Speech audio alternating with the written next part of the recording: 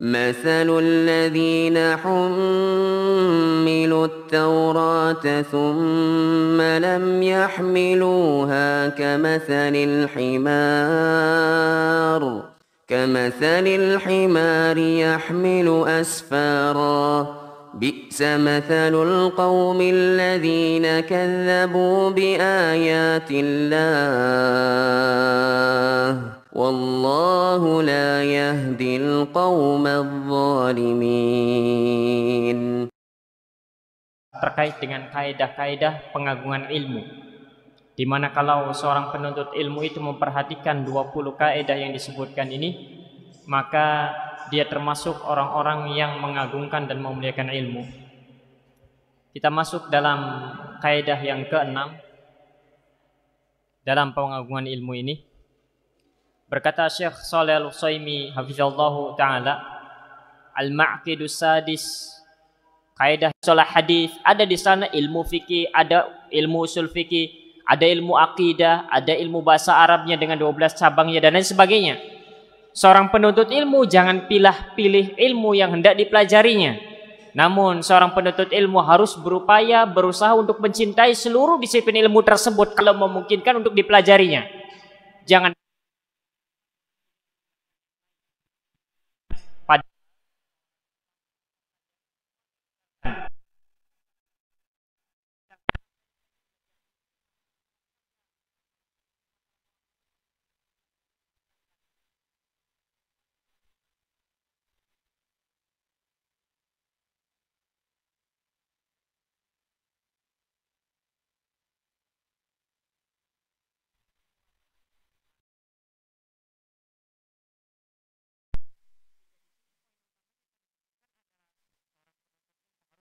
mencintai seluruh disiplin ilmunya.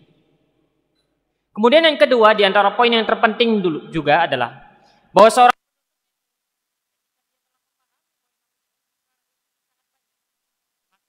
harus memulai dari yang paling terpenting kepada yang terpenting kemudian. Jadi seorang merupakan yang terpenting untuk saya, maka para ulama menjelaskan bahwa segala sesuatu yang Allah Subhanahu wa taala wajibkan seorang hamba, maka mempelajarinya pun, ilmu yang dipelajari itu menjadi wajib untuk dipelajari. Sehingga tidak bisa kemudian kita menerka-nerka bahwa yang terpenting adalah belajar ini, yang terpenting adalah belajar ini, tidak bisa. Lihat dulu apakah ini merupakan kewajiban yang Allah Subhanahu wa taala wajibkan kita ataukah tidak. Kita telah mengetahui kewajiban-kewajiban yang Allah Subhanahu wa taala wajibkan kepada kita. Wajib mengerjakan sholat 5 waktu. Maka mempelajari hukum-hukum yang berkaitan dengan sholat 5 waktu atau dinamakan dengan fikih sholat, wajib hukumnya. Kenapa? Karena Allah mewajibkan kita untuk mengerjakan sholat 5 waktu. Bagaimana cara kita mengetahuinya? Dengan cara mempelajari bagaimana hukum-hukum yang terkait dengan sholat tersebut. Allah mewajibkan kita untuk mentauhidkannya. Dan Allah mengharamkan kita untuk menyekutukannya dengan yang lain. Maka wajib bagi kita untuk mempelajari bagaimana cara mentauhidkan Allah. Bagaimana cara diri kita ini menjauhkan diri kita agar kiranya kita tidak menyekutukan Allah Subhanahu wa taala dalam keadaan kita, kehidupan kita sehari-hari. Sehingga inilah yang wajib yang pertama kali harus dipelajari. Ilmu sangat banyak. Maka pertama, seorang penuntut ilmu harus mencintai seluruh ilmu-ilmu itu. Kemudian tatkala dia ingin memulai, maka mulailah dari yang paling terpenting. Bagaimana menentukan yang paling terpenting? Lihatlah apa yang Allah wajibkan kepada kita. Qala Ibnul Jauzi fi Saydil Khatirihi. Maka dari sini pertama dulu, bahwa seorang harus berupaya untuk mencintai seluruh disiplin ilmu. Tapi maknanya bukan berarti harus dipelajari sekaligus semuanya, tidak. Pilih dari yang paling terpenting dulu. Kemudian yang kedua, bahwa seseorang harus memulai dari yang paling terpenting. Namun maknanya bukan berarti meninggalkan sesuatu yang lainnya.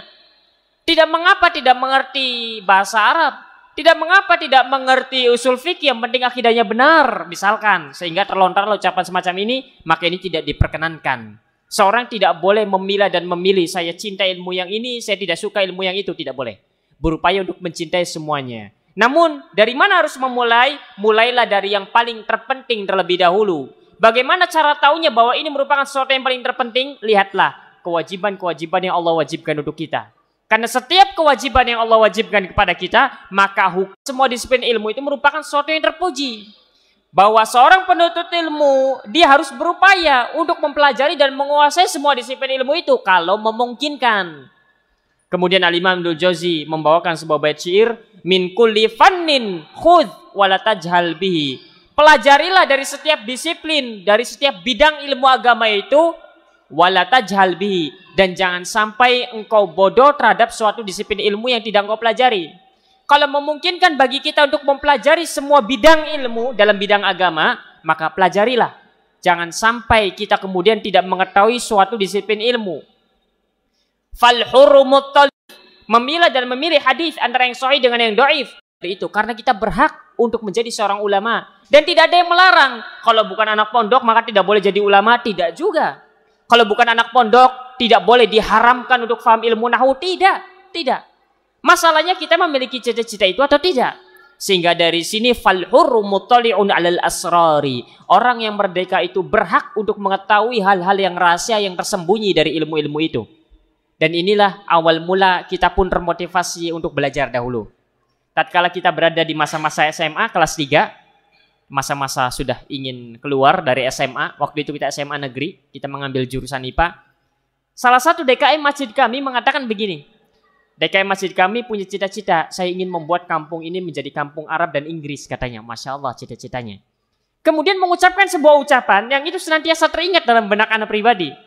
Kemudian sang DKM ini mengatakan, tapi tidak mungkin mengerti bahasa Arab orang yang tidak pernah mondok, katanya.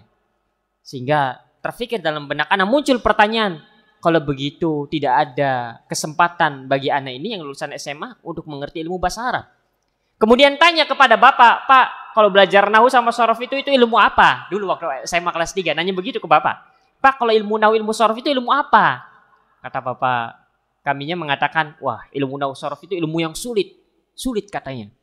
Saya menjadi penasaran, kita yang begini-begini saja yang tidak pernah mengenyam pondok, yang baru mengenal agama saat masa-masa penghujung SMA, masa tidak ada harapan untuk memahami itu semua? Sehingga itulah yang termotivasi dari kita. Mungkinkah orang semacam kami ini tidak layak atau tidak mungkin untuk memahami itu? Sehingga dikatakan di sini bahwasanya kita semua layak untuk memahami itu. Sehingga kalau sudah guru dari guru, allati tu'inu ala fahmil kitabi wa sunnah, yang mana ilmu tersebut dapat membantu kita memahami Al-Quran dan Sunnah. Kita tahu bahasa Arab dapat membantu kita memahami Al-Quran dan Sunnah, maka kita belajar bahasa Arab, nahwu sorofnya. Kita tahu bahwa ilmu balaghah dapat membantu kita memahami betapa indahnya lafad-lafad ayat Al-Quranul Karim, maka kita belajar ilmu balaghah dan lain sebagainya. Kita tahu bahwa yang namanya ilmu usul fikih dapat membantu kita bagaimana kemudian menyimpulkan sebuah hukum, ini hukumnya wajib, ini hukumnya sunnah. Belajar ilmu usul fikih.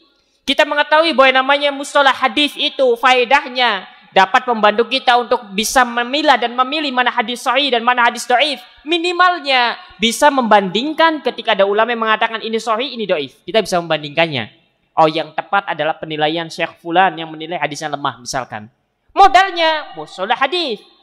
Sehingga tidak layak bagi seorang penuntut ilmu, tidak selayaknya bagi seorang penuntut ilmu untuk meninggalkan sebuah ilmu yang mana ilmu tersebut sebenarnya dapat membantu memahami Al-Quran dan Sunnah.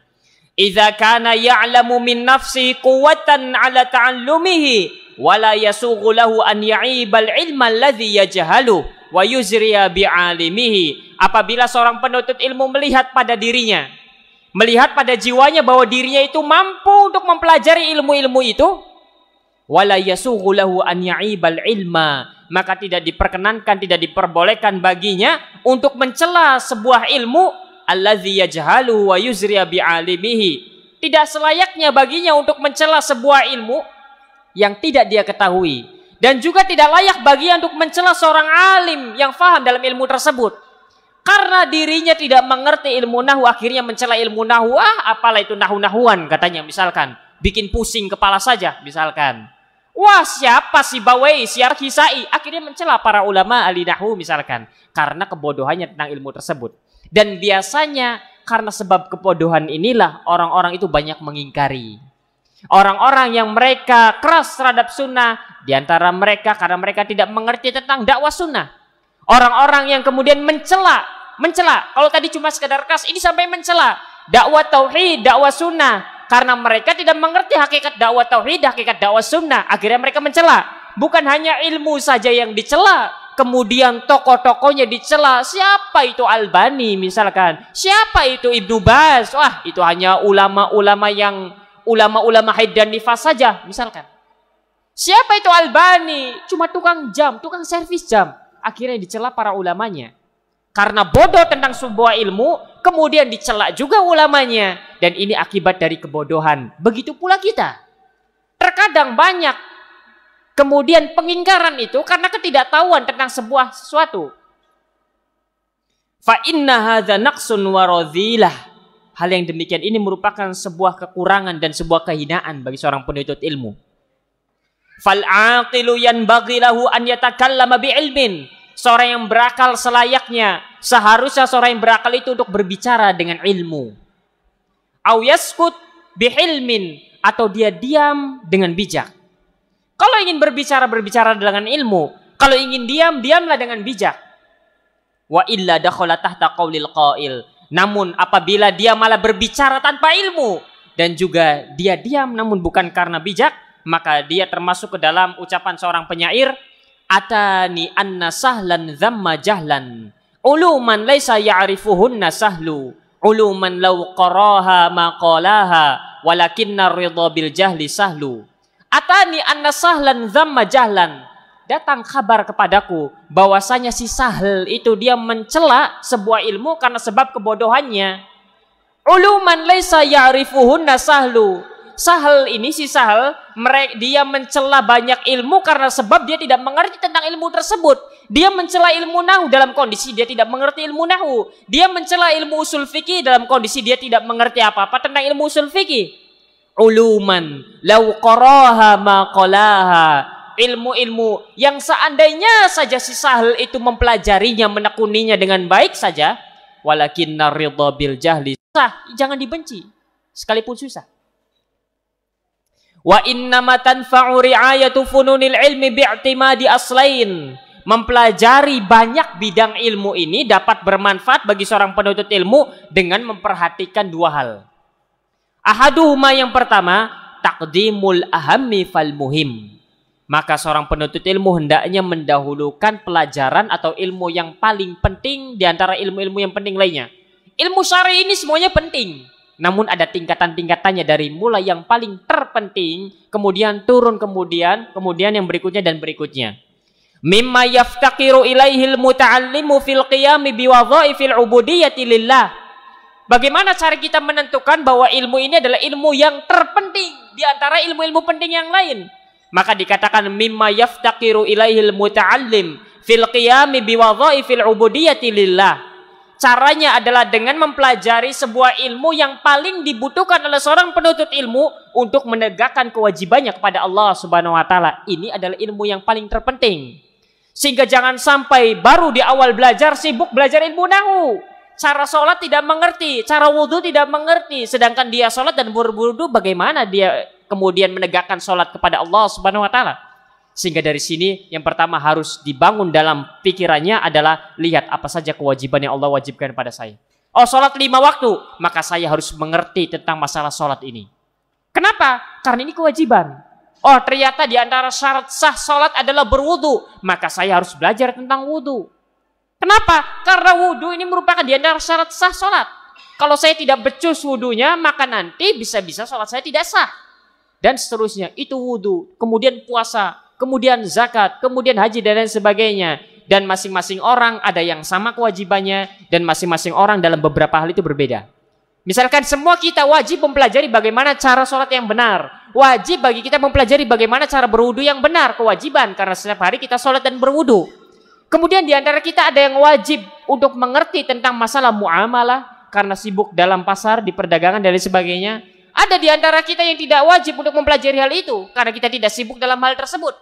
Ada seorang yang wajib untuk mempelajari tentang masalah zakat karena dia senantiasa bergelut dalam bidang zakat dan lain sebagainya. Dia petani misalkan, dia harus mengerti bagaimana zakat pertaniannya. Kalau dengan air hujan yang turun dari langit, bagaimana cara bayarnya, berapa besarnya. Kalau misalkan air yang dialiri sendiri, berapa besarnya. Wajib untuk mempelajarinya hal tersebut. Sehingga inilah ilmu-ilmu yang harus pertama kali diwajibkan. Seorang suami harus mengerti bagaimana kewajibannya sebagai seorang suami. Maka mempelajari apa saja kewajiban-kewajiban suami, wajib hukumnya. Seorang istri harus mengetahui bagaimana hak dan kewajiban seorang istri. Maka mempelajarinya wajib. Kalau tidak dipelajari, maka dia berdosa. Sekalipun dia benar. Ini yang bahaya. Sekalipun dia dalam berdagang benar, tapi dia tidak pernah belajar muamalah, dia terhitung berdosa karena tidak belajarnya. Sudah begitu salah lagi.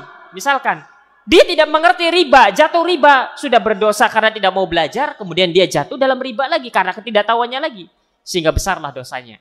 Sehingga dari mana kita menentukan untuk mempelajari ilmu yang terpenting? Jawabannya dilihat dari apa yang Allah Subhanahu wa taala wajibkan kepada kita.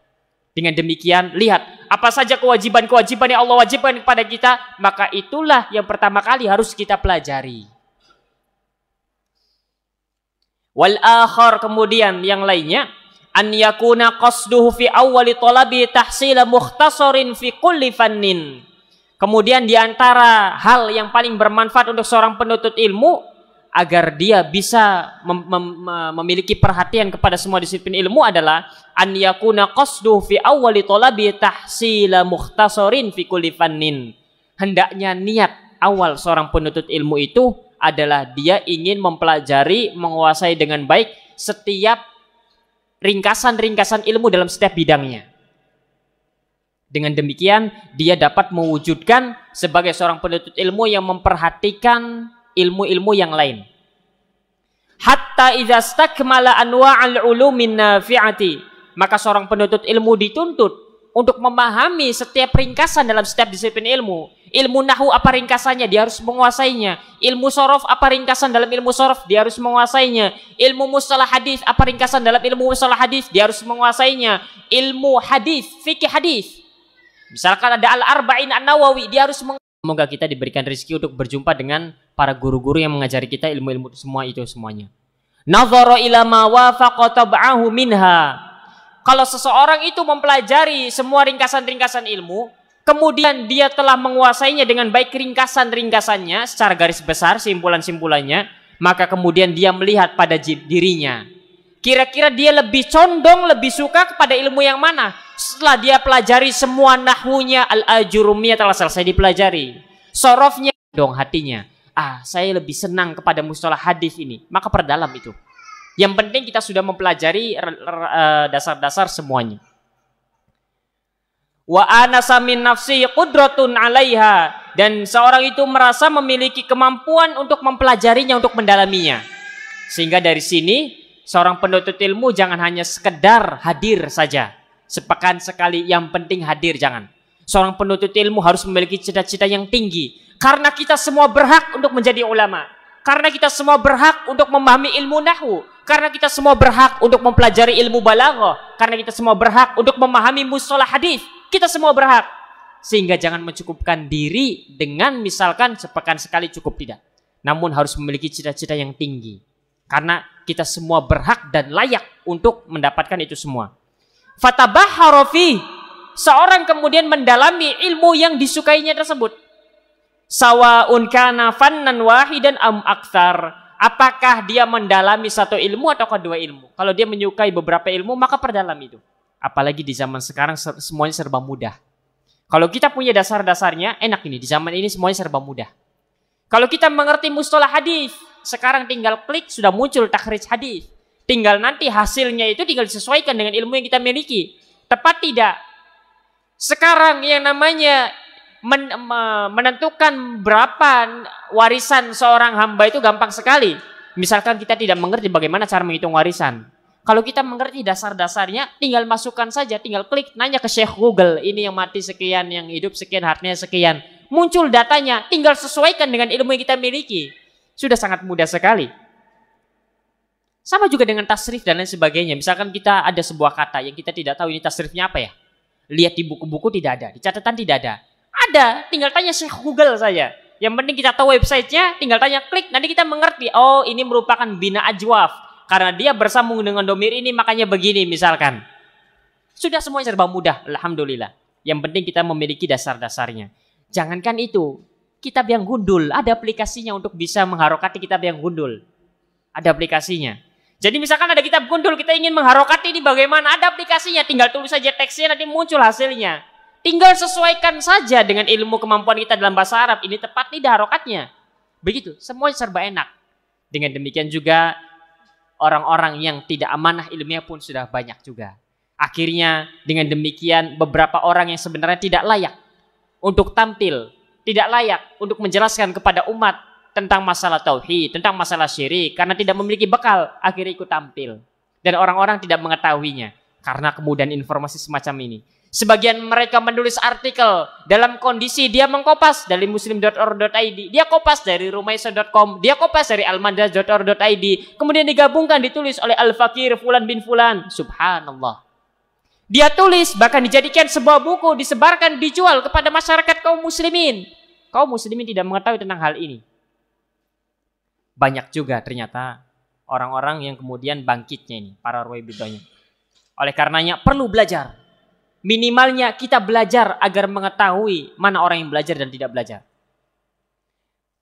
Wa min tayari syi'ri syanaqithah qaulu ahadihim, dan diantara syair dari orang-orang Shinqit yang biasa dilantunkan oleh mereka, mereka suka mengatakan wa in turid tahsila fannin tammimah wa an siwahu qabla lintihaimah wa fi taradu fil ulumil man'uja intau amanis tabaqa lan yakhruja.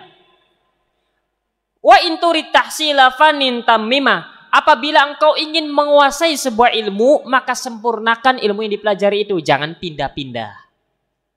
Wa an siwahu qabla lintihaimah, adapun ilmu-ilmu yang lainnya jangan kau hiraukan. Kalau engkau belajar sebuah disiplin ilmu, jangan pindah-pindah. Kalau engkau ingin menggeluti bidang nahwu, misalkan fokus saja dulu di nahwu sampai engkau menguasainya dengan baik, kemudian baru berpindah kepada ilmu yang lain. Kalau engkau misalkan sedang mempelajari mustalah hadis, fokus saja dulu dasar-dasarnya. Jangan kemudian jam 7 belajar mustalah hadis, jam 8 belajar usul fikih, nanti jam 9-nya belajar nahwu, ba'da zuhurnya belajar sorof, ba'da asarnya belajar usul tafsir, pusing kepalanya. Aduh, pusing. Pelajaran ini pusing, pelajaran itu pusing, pusing semua. Maka pelajari satu-satu. Kalau sudah selesai baru berpindah kepada ilmu yang lain. Oleh karenanya di antara kurikulum di Yaman sana, mereka itu biasanya memulai tahun pertama fokus bahasa Arab, tidak belajar yang lain, hanya bahasa Arab saja. Tahun kedua belajar mustalah hadis, tahun ketiga belajar akidah, tahun keempat baru belajar ini dan itu. Jadi mereka begitu. Makanya ini kalau misalkan dicampur semuanya kadang malah sulit, membuat berat santrinya. Pelajaran nahwu sulit, belajar sorof sulit, akhirnya semuanya sulit semua. Wa fi taradu fil ulumi man'uja, karena berbilangnya ilmu yang dipelajari, beraneka ragamnya ilmu yang dipelajarinya, banyak ilmu yang dipelajarinya, al man'uja, malah dapat menghalangi dirinya dari ilmu tersebut. Intau amanis tabaqa lan yakhruja, sebagaimana halnya dua bayi kembar yang tidak mungkin untuk keluar bersamaan. Kan harus salah satu dulu yang keluar, tidak mungkin bareng-bareng keluar merojolnya. Harus ada satu-satunya. Jadi begitu, itu kaidahnya. Tapi dikatakan oleh Fadilatul Syekh Shalal Utsaimin, wa man arafa min nafsi qudratan 'alal jam'i jama'a. Namun kalau seorang itu mengetahui pada dirinya bahwa dia mampu untuk mempelajari ilmu-ilmu itu sekaligus, dia mampu dalam sehari belajar 3 disiplin ilmu, nahwu, shorof, tauhid misalkan, wa kanat haluhu al-istithna'an minal umum, maka keadaannya itu dikecualikan dari keadaan yang pertama itu. Kalau seorang mampu untuk mempelajari ilmu-ilmu itu sekaligus, dia mampu. Bukan coba-coba, dia mampu. Ketika selesai belajar, dia tidak merasa pusing, dia mampu. Maka silakan, dia dikecualikan dari apa yang disebutkan. Tapi kalau tidak mampu, maka belajar satu dulu hingga sempurna. Kemudian berpindah kepada ilmu yang lain. Kemudian berpindah kepada ilmu yang lain. Dengan jelas kurikulumnya. Misalkan saya 1 bulan full belajar bahasa Arab saja. Saya tidak ingin belajar yang lain dulu misalkan. Ya tapi kalau misalkan majelis-majelis nasihat tetap didengar karena kita butuh. Tapi kalau pelajaran-pelajaran tauhid, akidah tetap didengar karena kita butuh. Namun disiplin ilmu yang kita fokuskan itu. Saya ingin sebulan fokus belajar nahwu saja. Kemudian selesai bulan pertama. Kemudian bulan kedua saya ingin fokus belajar tajwid saja. Kemudian fokus di bulan ketiga dan seterusnya. Dengan demikian dia akan memperoleh ilmu yang mumpuni. Dibandingkan dicampur-campur. Kalau memang dirinya tidak mampu. Berbeda halnya kalau seorang itu melihat pada jiwanya bahwa dia itu mampu untuk mempelajarinya, seperti Al-Imam Nawawi. Al-Imam Nawawi sehari itu 12 pelajaran dia hadiri dalam setiap disiplin ilmunya. Ilmu nahwu belajar, kemudian ilmu mustalahnya belajar, ilmu ininya belajar, ilmu usul fikihnya belajar, dan lain sebagainya. Imam Nawawi itu mampu, maka silakan juga. Namun jangan jadikan alasan karena malas akhirnya sudahlah satu sajalah, yang penting sepekan sekali sajalah cukup. Kan tidak boleh banyak-banyak, kalau banyak-banyak itu nanti malah tidak dapat semuanya, itu namanya alasan. Kemudian berikutnya, prinsip yang ketujuh, prinsip dasar yang ketujuh yang seharusnya seorang penuntut ilmu ketahui agar seorang itu dikatakan sebagai seorang yang mengagungkan dan memuliakan ilmu adalah al-mubadaratu ila tahsilihi wa ghtinami sinnis sibai wasyabab. Bersegera untuk mempelajari ilmu, jangan tunda-tunda. Kerangkanya sudah kita ketahui semua bahwa pertama kali yang harus dilakukan adalah membersihkan wadah ilmu, sucikan kolbu dari penyakit-penyakit hati. Kemudian kita mengetahui bahwasanya yang namanya ilmu kita harus mempelajari dari yang paling terpenting dulu. Itu kan konsepnya, konsep dasarnya begitu. Kemudian apa yang harus dilakukan? Bersegera belajar, jangan diam saja. Apalagi kalau ada yang mengajarkan, maka bersegera untuk belajar. Waghtinami sinnis sibai wasyabab, dan memanfaatkan waktu mudanya. Memanfaatkan dengan baik masa mudanya untuk belajar. Dikatakan, qala Ahmad, Al-Imam Ahmad mengatakan, ma syabbahtu syababa ila bisyai'in kana fi kummi fasaqata. Tidaklah aku menyerupakan masa muda itu kecuali seperti sesuatu yang ada pada pergelangan lengan bajuku ini. Misalkan ini lengan baju, kemudian kita letakkan misalkan kertas di atasnya atau batu di atasnya. Kemudian tiba-tiba batu itu jatuh. Kira-kira apa hubungannya? Al-Imam Ahmad mengatakan yang namanya masa muda itu ibarat ada sebuah benda di atas lengan bajuku, tiba-tiba jatuh. Kira-kira apa hubungannya coba? Kira-kira apa hubungannya? Apa maksudnya? Imam Ahmad mengatakan yang namanya masa muda itu ibarat sesuatu yang berada di lengan baju seorang hamba, kemudian tiba-tiba jatuh.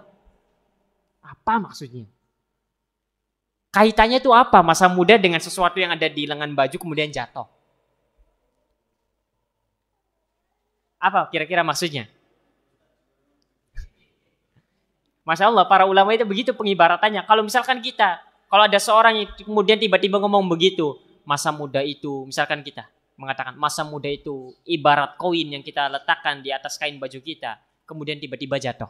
Kita bingung, maksudnya apa terusan? Lalu kaitannya apa? Kan begitu kita bertanyanya. Maka disebutkan oleh Syekh Shalih Al-Utsaimin, wal ilmu fi sinni syababi asra'u ila nafsi. Namun tidak disebutkan apa maksudnya.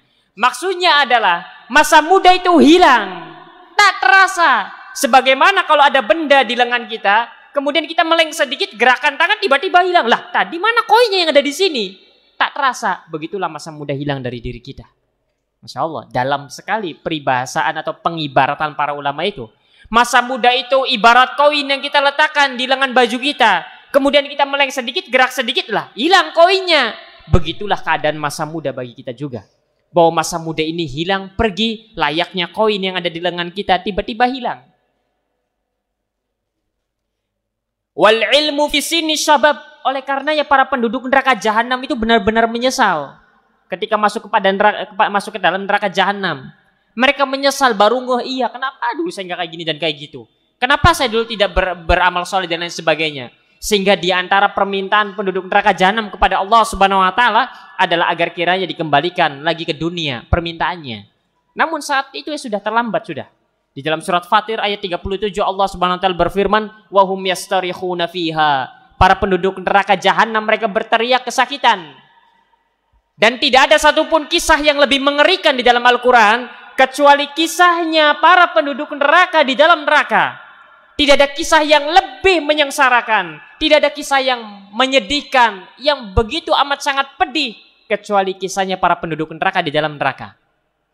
Bayangkan, di sana di antara minumannya di dalam surat Al-Ghasyiyah, tusqa min ainin aniyah. Di antara minuman yang disajikan kepada para penduduk neraka adalah min ainin aniyah. Mereka diberikan air minum dari sumber air mata air yang sangat panas.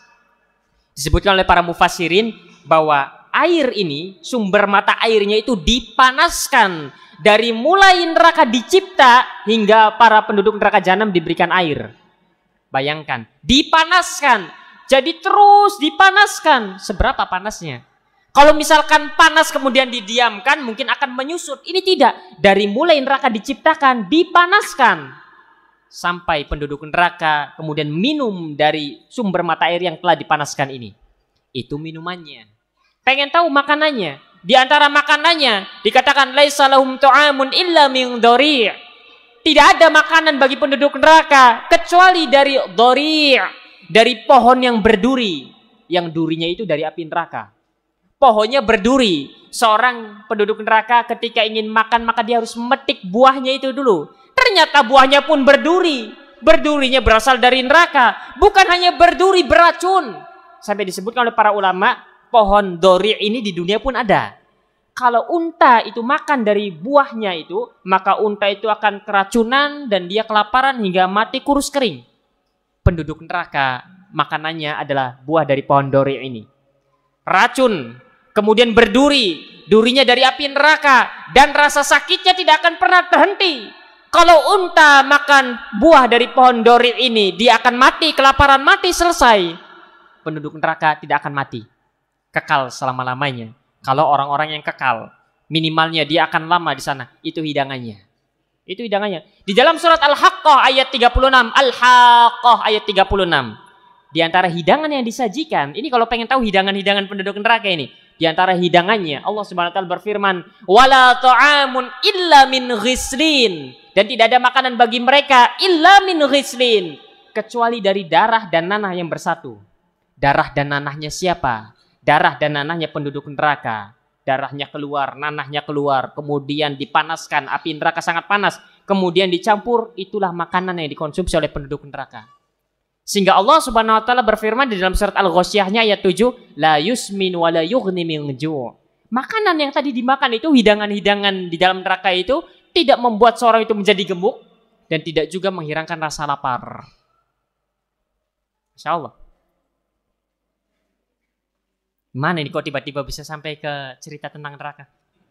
Iya, Masya Allah. Wah, Masya Allah itu. Penduduk neraka ini, Masya Allah. Penduduk neraka memiliki permintaan-permintaan.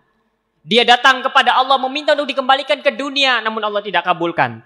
Dia datang kepada malaikat Malik, wa nada ya Malik, liyaqdi alaina rabbuk. Di dalam surat Az-Zukhruf ayat 77. Wahai Malik, tolong sih, mintakan kepada Allah Subhanahu wa taala untuk mematikan kami saja. Kami tidak tahan menderita di neraka. Kemudian meminta kepada Malik untuk berdoa kepada Allah agar kiranya Allah mewafatkan mereka. Apa kata Malik? Malik mengatakan, "Qal innakum makithun." Sesungguhnya kalian akan tetap tinggal di sini, kalian tidak akan mati. Masya Allah, pupuslah harapan untuk mati. Akhirnya mereka pergi ke khazanati jahannam, kepada para penjaga neraka jahannam yang lain. Karena Malik ini ketuanya, kemudian mereka mendatangi para penjaga neraka yang lain. Dalam surat Ghafir ayat 49 itu Allah menceritakan waqala alladzina finnar, dan berkatalah orang-orang yang ada di dalam neraka ila li khazanati jahannam, kepada para penjaga neraka jahannam. Apa permintaan mereka? Ud'u rabbakum, tolong sih mintakan kepada Allah Subhanahu wa taala. Tolong bantu kami, mintakan kepada Allah, yukhaffif anna yauman minal azab, agar kiranya Allah meringankan siksa kami di neraka sehari saja. Minta istirahat. Minta istirahat dari siksaan. Minta diringankan. Namun tidak dikabulkan. Kemana lagi dia hendak meminta? Allah tidak dikabulkan. Kepada malaikat Malik ditolak. Kepada para penjaga neraka jahanam pun sama. Kemudian apa yang mereka lakukan? Mereka pun meminta bantuan lagi. Kemudian mereka melihat orang-orang yang ada di atas, penduduk surga.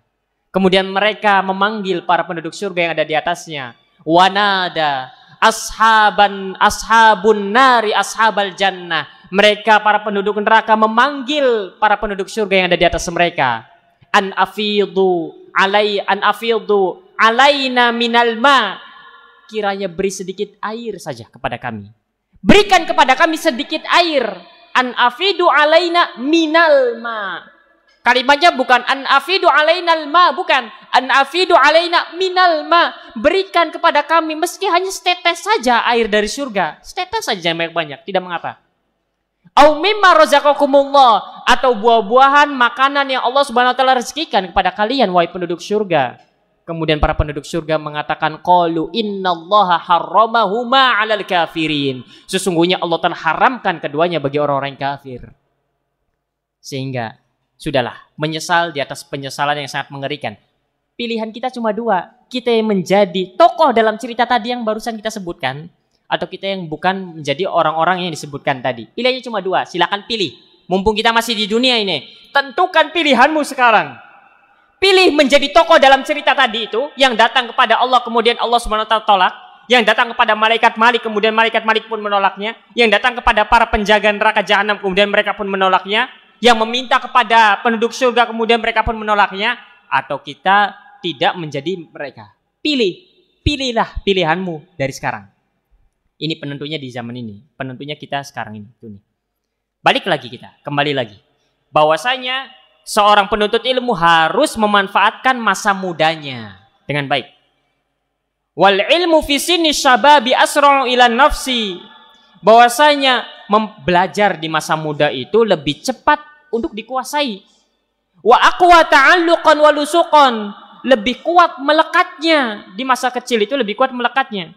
Qala Al-Hasanul Basri, Al-Imam Al-Hasanul Basri mengatakan al-ilmu fi sighari kan naqshi fil hajari, bahwasanya belajar di masa muda itu bagaikan mengukir di atas batu. Faquwatu baqa'il ilmi fi sighari ka quwwati baqa'in naqshi fil hajari. Maksudnya kuatnya melekatnya ilmu yang dipelajari di masa kecil itu lebih kuat bagaikan kuatnya mengukir di atas batu, tidak mudah hilang. Kalau kita ukir batu itu, maka 5 tahun ke depan masih ada ukirannya. Kalau kita ukir tembok, tapi jangan masjid ini diukir temboknya misalkan. Fulan bin Fulan misalkan. Coba pengen lihat 10 tahun lagi masih ada tidak misalkan. Bukan begitu juga. Maknanya bahwasanya ilmu yang dipelajari di masa kecil itu lebih kuat melekatnya dibandingkan dengan ilmu yang dipelajari di masa tua. Faman yaghtanama syababahu nala irbahu, siapa yang memanfaatkan masa mudanya, masa kecilnya dengan menuntut ilmu, maka dia akan menggapai cita-citanya. Wa hamida inda masyibihi surahu, dia akan dipuji ketika dewasa nanti akan perjuangannya. Masya Allah ya, waktu kecil menghafal, waktu kecil ini dan itu dan sebagainya. Alaghtanim sinna syababi ya fata. Kemudian Syekh Shalih Al-Utsaimin mengatakan alaghtanim sinna syababi ya fata, manfaatkanlah masa muda wahai para pemuda. Indal masyibi yahmadul qaumus surra, indal masyibi yahmadul qaumus surra, bahwasanya suatu kaum itu kelak mereka akan memuji jerih payah yang telah kita kerjakan di masa muda. Wala yutawahamu mimma sabaq annal kabira la yata'alam. Kalau begitu ya sudahlah, yang masa-masa yang sudah lanjut usia 40 tahun ke atas, kalau begitu tidak perlu belajar lagi, Ustaz. Maka dikatakan di sini wala yutawahamu mimma sabaq annal kabira la yata'alam, namun jangan difahami bahwa orang-orang tua itu kemudian tidak layak untuk belajar atau tidak perlu belajar lagi. Bal haula'i ashabu Rasulillah sallallahu alaihi wasallam ta'allamu kibaron. Bahkan para sahabat Rasul sallallahu alaihi wasallam itu kebanyakan mereka belajar di masa tua. Abu Bakar itu belajar saat usia 40 tahun ke atas. Umar itu belajar saat usia 40 tahun ke atas dan lain sebagainya. Banyak para ulama, para sahabat itu yang mereka belajar di masa tua. Bahkan banyak dari para ulama yang mereka belajar di masa tua. Bahkan banyak hingga hari ini yang usia 60-70 tahun masih terus belajar. Bukan hadir di pengajian, bukan. Belajar nahwu, belajar tajwid, belajar usul fikih. Bukan hanya sekedar hadir di majelis taklim, tidak. Maka jangan difahami kalau begitu yang sudah tua sudah tidak perlu belajar lagi, tidak. Sudahlah biarkan anakku saja yang belajar, saya tidak perlu, saya bersantai-santai di rumah. Tidak, bukan begitu maksudnya. Karena para sahabat Rasulullah SAW mereka belajar di masa tua mereka. Zakarahul Bukhari fi kitabil ilmi min sahihi. Al-Imamul Bukhari menyebutkan bahwasanya para sahabat Rasulullah SAW itu belajar di usia senja mereka. Di kitabnya, di dalam kitabul ilmi, di dalam kitab sahihnya. Kemudian satu paragraf terakhir, wa innama ya'surut ta'alumu fil kibar. Alasan kenapa di masa muda itu lebih kuat melekatnya ilmu itu dibandingkan dengan masa tua, kama bayyanahul Mawardi fi adabid dunya waddin. Alasan kenapa belajar di masa tua itu lebih sulit adalah Sebagaimana disebutkan oleh Imamul Mawardi di dalam kitabnya Adabud Dunya Waddin, likathrati syawagil, karena sudah banyak kesibukan. Karena sudah banyak sibuk. Seorang yang sudah memiliki banyak kesibukan akan sulit untuk membagi waktunya belajar. Sehingga mumpung yang belum banyak kesibukannya, mumpung yang masih jomblo, fokus belajar. Wa ghalabatil qawatir, seorang di masa tua itu dia memiliki banyak tanggungan di pundaknya. Dia harus mencari nafkah. Dulu waktu muda dia makan sepekan 3 kali nggak masalah. Tapi semenjak punya istri, masa istrinya pengen diajak sepekan 3 kali juga makannya, kan tidak enak. Punya anak, masa anak-anaknya diajarkan juga untuk makan sepekan 3 kali. Makan sepekan 3 kali misalkan. Watakatsuril alaik, sudah banyak sekali itu tanggungannya, tanggung jawabnya sudah sangat banyak sekali, mencari nafkah ini dan itu dan sebagainya. Faman qadira ala daf'iha an nafsihi adrakal ilmi. Namun siapa yang mampu untuk menghilangkan, melenyapkan hal itu semua, penghalang-penghalang itu, maka dia akan mendapatkan ilmu. Dan banyak juga orang-orang yang dia memiliki banyak tanggung jawab, namun dia meraih ilmu. Bahkan di antara mereka ada yang ketika jomblo belajarnya biasa-biasa saja. Ketika menikah semakin luar biasa. Ketika punya anak satu semakin luar biasa. Ketika punya cucu, wah semakin rajin lagi. Ada di antara mereka yang begitu. Sehingga yang menjadi alasan bukan usia dalam belajar. Yang menjadi alasan adalah apakah kita memiliki cita-cita yang tinggi atau tidak. Sekali lagi, siapapun kita berhak untuk mempelajari ilmu-ilmu yang para ulama pelajari. Sehingga jangan kemudian standarnya itu kecil sekali. Yang penting.